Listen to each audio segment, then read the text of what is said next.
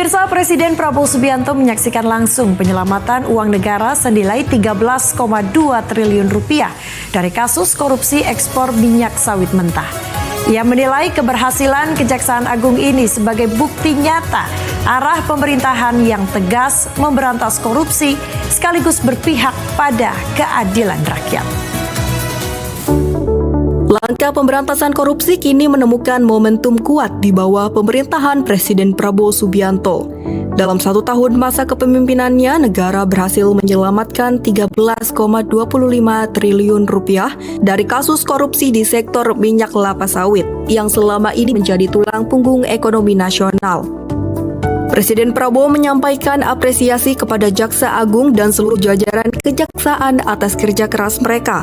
Menurutnya, keberhasilan ini bukan sekedar pencapaian hukum, melainkan bukti nyata negara hadir melindungi kekayaan rakyat dari tangan-tangan yang serakah.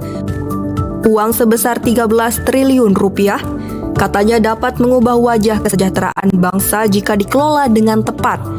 Mulai dari renovasi lebih dari 8.000 sekolah hingga membangun 600 kampung nelayan modern di berbagai penjuru Indonesia.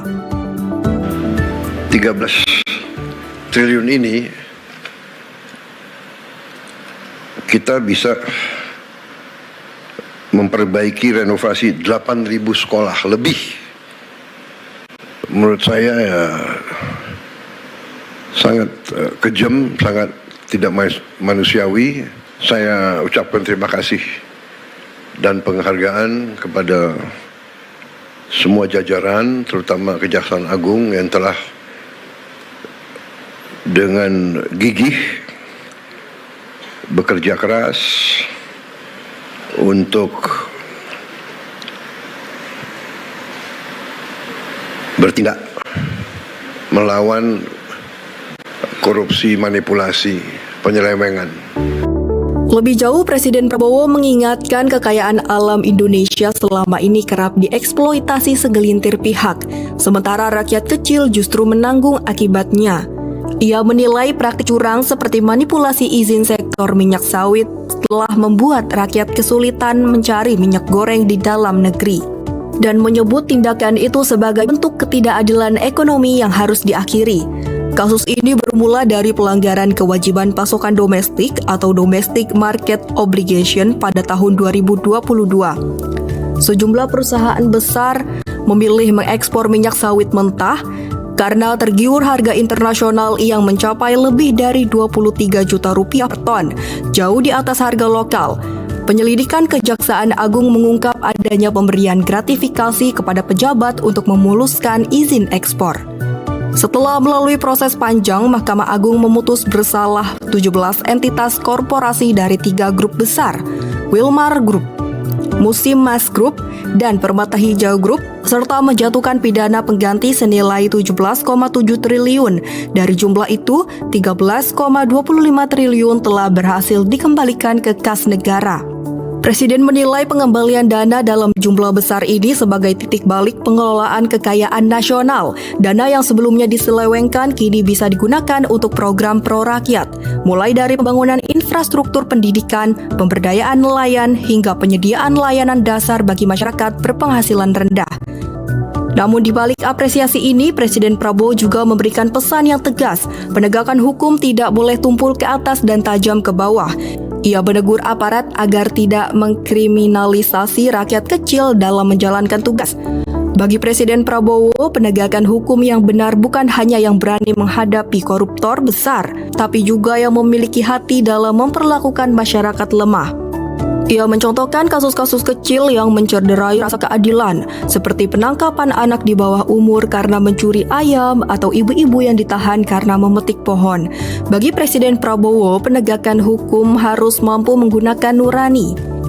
Bahkan jika perlu, seorang hakim, jaksa, atau polisi rela mengganti sendiri kerugian kecil yang dilakukan rakyat miskin. Saya ingatkan terus kejaksaan, kepolisian, jangan kriminalisasi sesuatu yang tidak ada untuk motivasi apapun. Ini saya ingatkan karena juga kejaksaan termasuk lembaga yang harus koreksi diri juga. saya dapat laporan, kita semua merasakan ada juga yang lakukan praktek-praktek yang mungkin tidak benar atau kurang benar. Jangan mencari-cari perkara, apalagi terhadap orang kecil. Dalam pidatonya, Presiden juga menyoroti potensi kebocoran besar di sektor lain, terutama tambang dan ekspor ilegal yang merugikan negara hingga 40 triliun per tahun. Ia memerintahkan aparat menindak tegas praktik lancung yang telah berlangsung selama 2 dekade, sekaligus memperingatkan para pengusaha agar tidak tamak memanfaatkan kekayaan bangsa. Presiden mengingatkan harta yang diperoleh dengan cara mengorbankan rakyat adalah harta yang haram dan tidak akan membawa kebaikan bagi siapapun. Ia juga menegaskan tidak ada pihak yang lebih kuat dari negara. Bila ada yang mencoba menipu rakyat Indonesia, mereka akan berhadapan langsung dengan kekuatan hukum dan moral bangsa. Di hadapan jajaran kejaksaan, Presiden Prabowo menutup arah kebijakan hukumnya dengan kalimat lugas, agar aparat tidak takut menghadapi koruptor, tidak malas mengejar uang rakyat yang hilang, dan tidak ragu bertindak atas dasar kebenaran. Dengan keberhasilan ini, pemerintah menunjukkan wajah baru penegakan hukum, yang keras terhadap kejahatan ekonomi, tapi lembut terhadap rakyat kecil yang berjuang hidup.